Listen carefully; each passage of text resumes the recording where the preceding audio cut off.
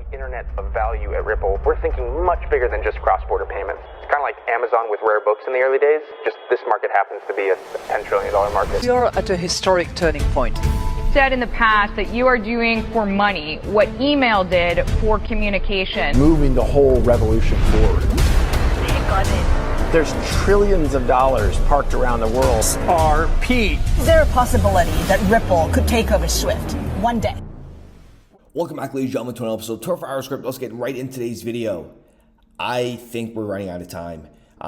They're implementing these new systems this fall. Everything signals for this fall. And in today's video, I'm going to share my thoughts on why I believe the next couple months leading into 2024 is going to be a pretty wild ride. Ladies and gentlemen, welcome back to another episode. A Bitcoin ETF is closer than ever. What it means for crypto and Coinbase. We know BlackRock and Coinbase, they're going to be doing the whole custody duo-ship, if this ETF gets approved. But the biggest takeaway, and this video is going to set the tone, take a listen to Mr. John. He is currently Secretary General at the FSB, the Financial Stability Board.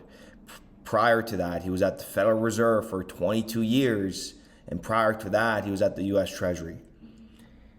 They're implementing these systems, and what I mean by that is they're going to implement it and they're going to reassess it in 2025. Take a listen to this and correct me if I'm wrong. That's where the firms are going to go, and we've seen with events already that that's just not a good outcome.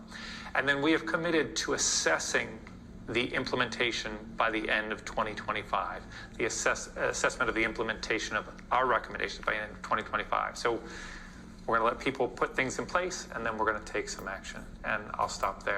I'm going to go ahead and play the longer version of the video in a moment, but the full video will be linked in the description down below. But they're going to reassess what is going to be implemented. So, and we know with the Grayscale coming out with a victory just a couple of days ago, and the SEC is looking extremely bad. And when we have BlackRock owning top two shareholders in the top 5 Bitcoin mining companies, that's a big red flag. Because now this is getting basically centralized. The big money's coming in. They're going to gulp all the Bitcoin up.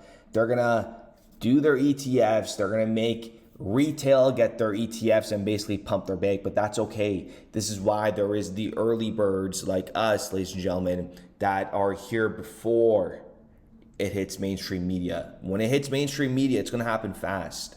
It's going to happen real fast. But take a listen. We're going to go back to John here, and then we're going to get into the ISDA. You got to take a listen to a video that they put together. That's pretty crazy to me. But here's a sneak peek.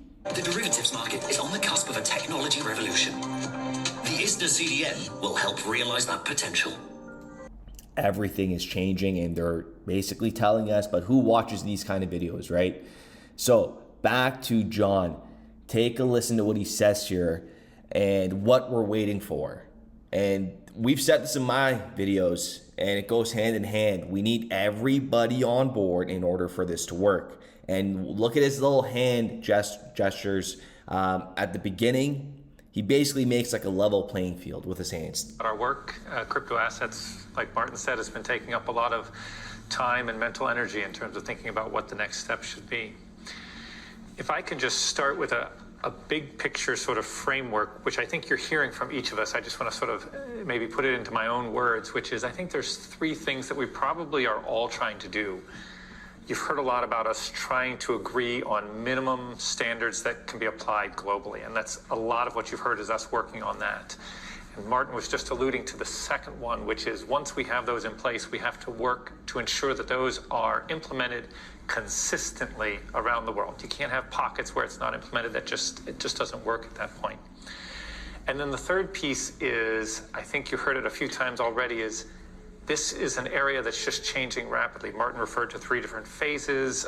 Neil referred to some changes and how hard it is to categorize things. we have to have a framework in place that ensures that we're going to cooperate, coordinate, and share information, because once we put these standards in place, we can't just sit back and go, it's done. We have to be talking to each other all the time. So that's the sort of big picture of what we've been working on. That is absolutely crazy, folks. This man is a very high net worth individual in terms of his background in the Federal Reserve and the U.S. Treasury, and now the Secretary General. So now let's get into this video by the ISDA, Ripple Jones ISDA, expanding into 1.2 quadrillion derivatives market. And this is their little marketing that they came out with, which we know, like, why didn't Ripple announce this before XRP was not, considered as a security? They came out with this news after it was made public that XRP is no longer a security.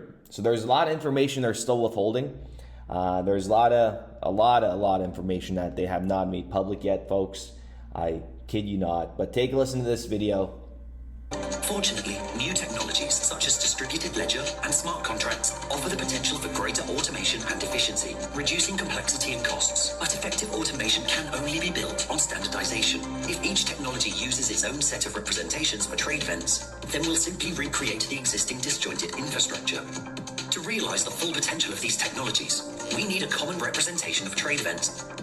That's where the ISDA Common Domain model comes in. ISDA's aim is to create a comprehensive standard digital blueprint for how derivatives are traded and managed right across the life cycle of a trade. The ISDA CDN will enhance consistency across firms and platforms, providing a bedrock of standards upon which new technologies can be applied. You still need consistency around firms, folks. Again, they're screaming interoperability in these videos, and they're basically saying it's so interconnected. And what is the most high valued blockchain infrastructure that's out there right now?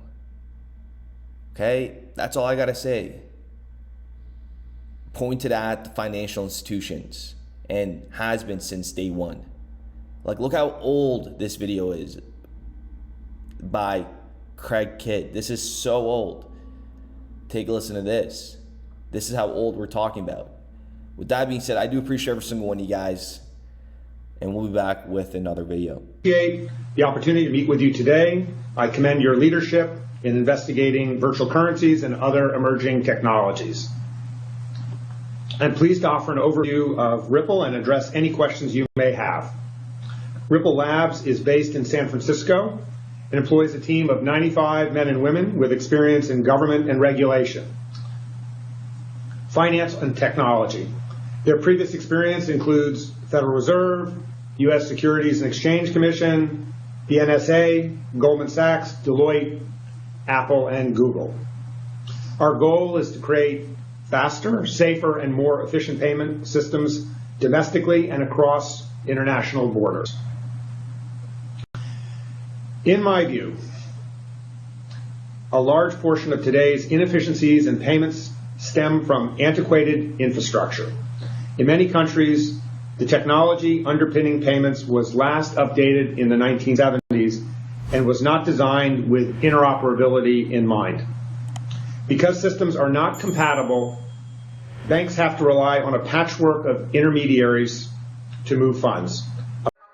We started building RippleNet with the thesis that crypto liquidity would eventually be able to support robust global payments, large payments. RippleNet was designed so that customers seeing the benefits of our fiat-based network could flip the switch to ODL once the market was mature enough. And this is exactly what's happening. Flip the switch.